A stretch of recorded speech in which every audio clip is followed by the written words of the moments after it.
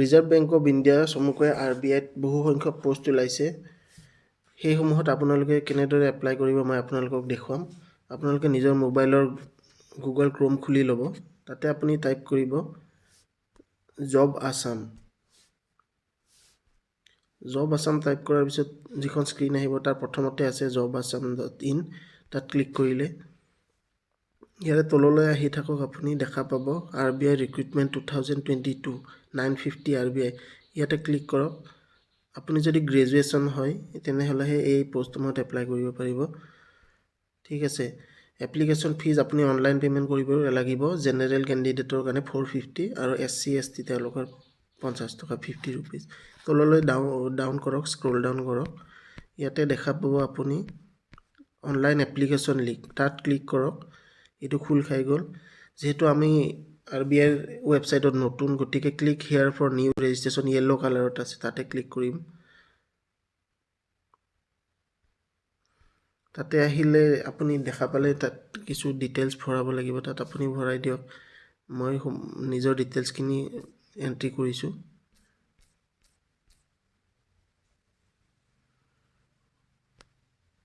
ইয়াতে দেখা পাইছে ফাৰ্ষ্ট নেম, তাত আপোনাৰ নামটো ক্লিক কৰিব। তাৰ তলত আপুনি কনফাৰ্ম নেম, আকৌ এবাৰ নিজৰ নামটোকে কনফাৰ্ম কৰিব। মিডিল নেম যদি আপোনাৰ চন্দ্ৰ থাকে বা কিবা থাকে মিডিল নেম, তেন্তে আপুনি সেইটো দিব, আৰু নাথাকিলে দিব নালাগে। লাষ্ট নেমত আপুনি নিজৰ টাইটেলটো দিব, যেনে কলিতা হওক, শৰ্মা হওক, আৰু কনফাৰ্মতো একে নিজৰ টাইটেলটো লিখি দিব। ফুল নেমটো এতিয়া তলত আহি গ'ল আপোনাৰ। এতিয়া মোবাইল নাম্বাৰটো নিজৰ এণ্ট্ৰি কৰি দিব আপুনি। মই নিজৰ মোবাইল নাম্বাৰটো এণ্ট্ৰি কৰি দিছোঁ।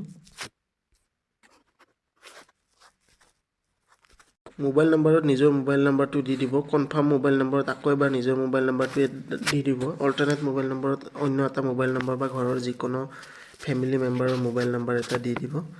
ইমেইল আইডিত আপুনি নিজৰ ইমেইল আইডিটো দি দিব। আৰু ফ্ৰেণ্ডছ, আপোনালোকক এটা কথা ক'বলৈ পাহৰি গৈছিলোঁ যে এই ৱেবছাইটটো অকল আপুনি মোবাইলৰ যিটো আপোনাৰ অটো ৰোটেট বুলি অপশ্যন আছে, অৰ্থাৎ পঠালিকৈহে চলিব। আপুনি যদি মোবাইলটো থিয়কৈ ৰাখে তেন্তে এইটো পেজ খোলে নাখাব। এতিয়া সেইটো মনত ৰাখিব। এতিয়া আকৌ ইমেইলৰ ক্ষেত্ৰত আহোঁ। ইমেইলটোত আপুনি নিজৰ যদি ইমেইল আইডিটো ছাপ'জ rahuldas@gmail.com থাকে বা @yahoo.com থাকে, তে ৰাহুল দাসখিনি আপুনি ফাৰ্ষ্ট পাৰ্টটোত এণ্ট্ৰি কৰিব, আৰু ডোমেইন নেম বুলি যিটো নেক্সট আছে তাতে আপুনি @ যি আছে এইটো অট'মেটিক আহি যাব। তাতে আপুনি ক্লিক কৰিব। @gmail.com মোৰ আছে যিহেতু ক্লিক কৰিছোঁ। তেনেদৰে তাৰপিছত কনফাৰ্ম ইমেইল আইডিত কিন্তু গোটেইখিনি মাৰিব লাগিব আপুনি। এতিয়া চিকিউৰিটি কোডটোত আপোনাৰ যিটো ওচৰত কেপচা কোড লিখা আছে সেইটো এজ ইট ইজ মাৰি দিব। এতিয়া তলত যিটো বটন আছে ছেভ এণ্ড নেক্সট, তাত ক্লিক কৰি দিব। লোডিং আৰ ইউ চিয়ৰ কনফাৰ্মেশ্যনত আপুনি অ'কে কৰি দিব। এতিয়া এটা পেজ খোল খাই গ'ল নতুন।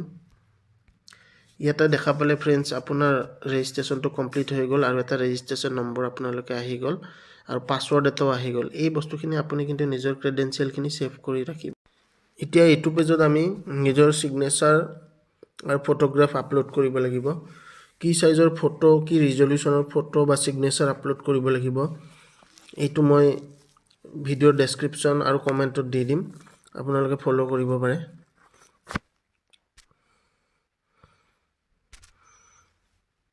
এইটো মই অলৰেডি ফটো বনাই থোৱা আছে, তাৰ পৰা মই আপলোড কৰি দিম। এয়া মোৰ ফটো আপলোড হৈ গ'ল।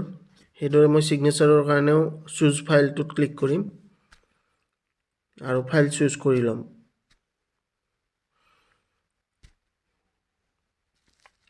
এয়া দেখিছে মোৰ ছিগনেচাৰো আপলোড হৈ আছে। এয়া দেখিলে মোৰ ছিগনেচাৰো আপলোড হৈ গ'ল। এতিয়া মই নেক্সট বাটনটোত ক্লিক কৰিম। নেক্সট মোৰ কোৱালিফিকেশ্যন বা অন্যান্য ডিটেইলছসমূহ আপলোড কৰিব। আপোনাৰ কাষ্টটো এণ্ট্ৰি কৰিব। তাৰপিছত যদি আপুনি দিব্যাংগ হয় তেন্তে ইয়েছ, আদাৰৱাইজ ন' কৰিব। ভিজনেল ইম্পেয়াৰমেণ্ট ন' কৰিব, ডিছেবিলিটি নহয় যদি। এক্সট্ৰা টাইম এক্সামত লাগে নেকি সেইটোতো ন' কৰিব। এইবিলাক অট'মেটিকেলি ন' হৈ গৈছে। এতিয়া আপুনি এক্স ছাৰ্ভিচমেন নহয় যদি ন' কৰিব, ডিজেবলড এক্স ছাৰ্ভিচমেন নহয় ন' কৰিব, এই সকলোবোৰ ন' কৰিব লাগিব। নেশ্যনেলিটিটো চিলেক্ট কৰি ইণ্ডিয়ান ক্লিক কৰি ল'ব। কি পোষ্টত এপ্লাই কৰিছে সেইটো চিলেক্ট কৰি ল'ব, মানে ঠাইটো। ষ্টেটটো চিলেক্ট কৰিব।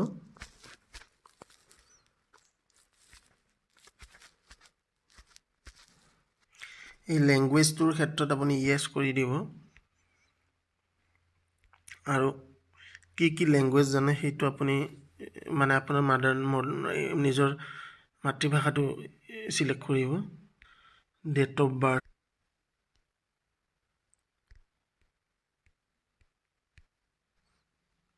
জেণ্ডাৰ, মেৰিচুৱেল ষ্টেটাছ যদি আনমেৰিড হয় unmarried, father's name, mother's name, এইখিনি আপুনি টাইপ কৰি ল'ব। নিজৰ পোষ্টেল কৰেছপণ্ডেণ্ট এড্ৰেছটো আপুনি ফিল আপ কৰি ল'ব, village, post office, police station, এইখিনি।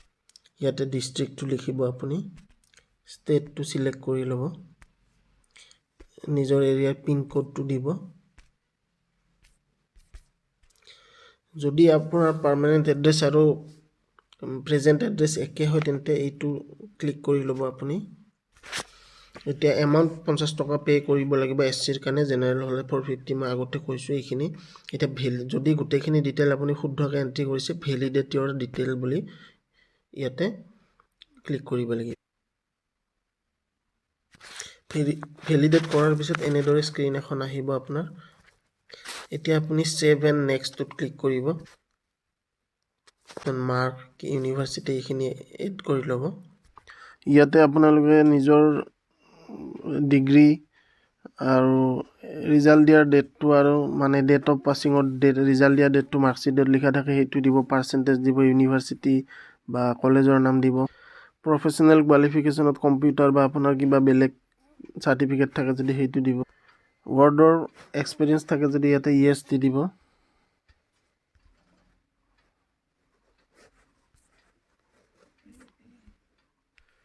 ইয়াতে লেংগুৱেজ ননত আপুনি কি কি ভাষা জানে সেইটো আপুনি দি দিব টাইপ কৰি।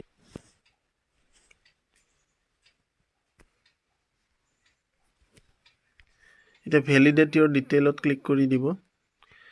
তাৰপিছত ভেৰিফাইড ছাকচেছফুলি এনেকৈ এখন স্ক্ৰীন আহি যাব।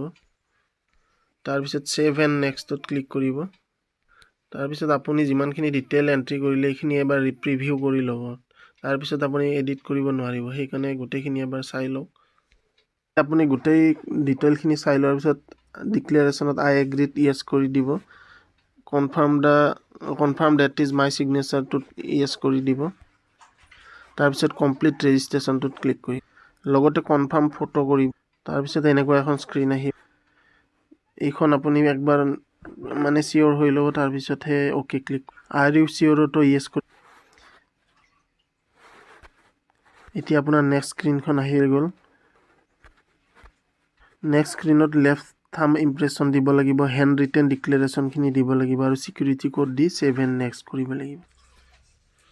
থাম্ব ইমপ্ৰেশ্যনটো আপলোড কৰাৰ পিছত এনেকুৱা এখন স্ক্ৰীন আহিব, আপুনি অ'কে কৰি দিব। হেণ্ড ৰিটেন ডিক্লেৰেশ্যনত যিখিনি আপোনাৰ প্ৰিভিউ পেজৰ তলত লিখা আছিল আই হিয়াৰ বাই ডিক্লেয়াৰ ডেট, সেই বস্তুখিনিকে আপুনি হোৱাইট পেপাৰ এখনত লিখি ফটো কৰি যিটো ৰিকুৱাৰ্ড চাইজ সেইমতে বনাই ল'লে হ'ল। তাৰ তলত কেপচা কোডটো যিমতে দেখা আছে সেইমতে টাইপ কৰিব আপুনি। এতিয়া আপুনি এইটো টাইপ কৰাৰ পিছত ছেভ এণ্ড নেক্সট বাটনটোত ক্লিক কৰিব। এনেকুৱা এটা ইণ্টাৰফেচ আহিব।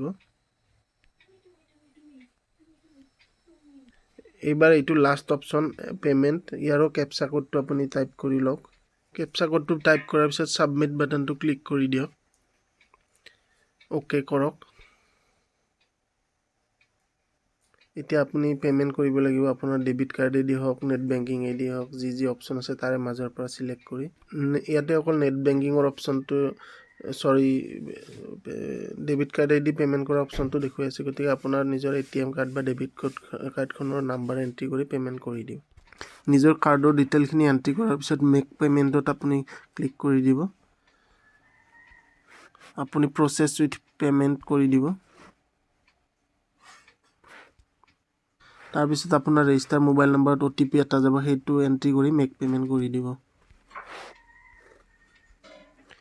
এয়া ছাকচেছ দেখুৱাইছে। আপুনি ইয়াৰে প্ৰিণ্ট আউট এটা লৈ ল'ব। আমাৰ RBI